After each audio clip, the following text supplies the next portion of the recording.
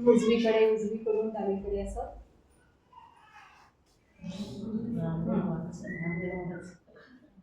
म्हणजे डावा नळ बाहेर काढायचा, मध्ये आणायचं, उजवीकडे घ्यायचं, पुन्हा हे फिरवायचं. याला नववी चालन असं म्हटलं जातं. यानं पोटाचं आरोग्य तुमचं अतिशय. उजव्या बाजूचं करायचं असेल तर त्या बाजूवर किंचितचा दाब देतात ते, त्यांच्या हाताच्या पोझिशनकडे पण लक्ष द्या. ज्यावेळी डावीकडे घ्यायचं असते त्यावेळी डाव्या बाजूवर हात किंचितचं प्रेस करतात, त्यामुळं तिकडचा येतो.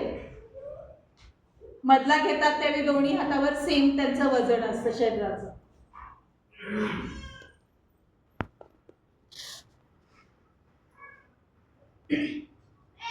याचा कालावधी तुम्ही बाह्य कुंभक म्हणजे बाहेर कोण करणार आहे जेंट्स पैकी त्यांनी करून बघायचा प्रयत्न करा.